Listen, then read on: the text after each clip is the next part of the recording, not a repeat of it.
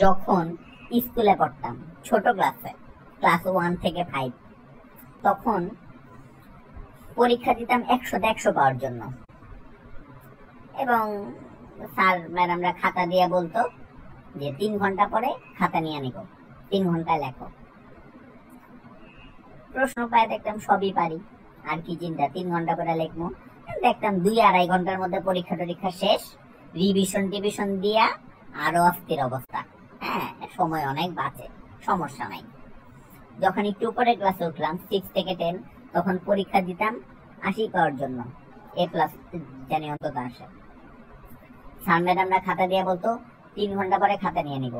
তখন আর লিখতে লিখতে কুলাইতো না, মনে হইতো যে ঘড়ির কাতার ধৈরাই খাতার পরে লিখি। হ্যাঁ, আরেকটু সময় বাড়াই দিলে ভালো হতো, মনে মনে কইতাম আরেকটু সময় বাড়াই দিলে ভালো হতো, 3 ঘন্টা হয় না, আরেকটু সময় বাড়াই দিলে হয় না, আরেকটু সময়। যখন কলেজে উঠলাম, তখন পরীক্ষা দিতাম পাস করার জন্য, অনলি পাস। তখন স্যার ম্যাডামরা খাতা দিয়া বলতো লিখতে থাকো, 3 ঘন্টা পরে খাতা নিয়ে নিব। তখন মনে করতাম 3 ঘন্টা পাস করার জন্য তো এনাফ, মোটামুটি, তাই না? এনাফ, কোনো মতে দেখা যেমনি হোক, হ্যাঁ, মোটামুটি 5 নাম্বারটা তোলা যাইতো কষ্ট মষ্ট কইরা, হইলেও লেখা পাস মার্কটা তোলা যাইতো, সমস্যা নাই।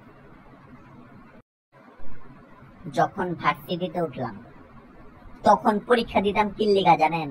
পরীক্ষা দিতাম নিজেকে বোঝানোর জন্য এবং নিজেকে মনে করাই দেওয়ার জন্য যে আমি এখনো লেখা ভুলি নাই, আমি নিজের নামটা লিখতে পারি। এই যে আমি নিজের নামটা লিখতে পারি, হাতের লেখা একটু চালু থাকুক, আমি নিজের নামটা লিখতে পারি, সমস্যা নাই।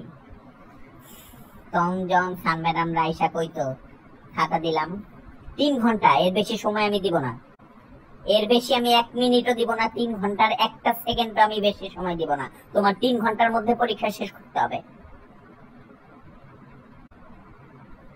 তখন অবাক হইতাম, পরীক্ষা দিতে 3 ঘন্টা লাগে, নাম লেখবো, রোল লেখবো, মার্জিন করবো, শেষ।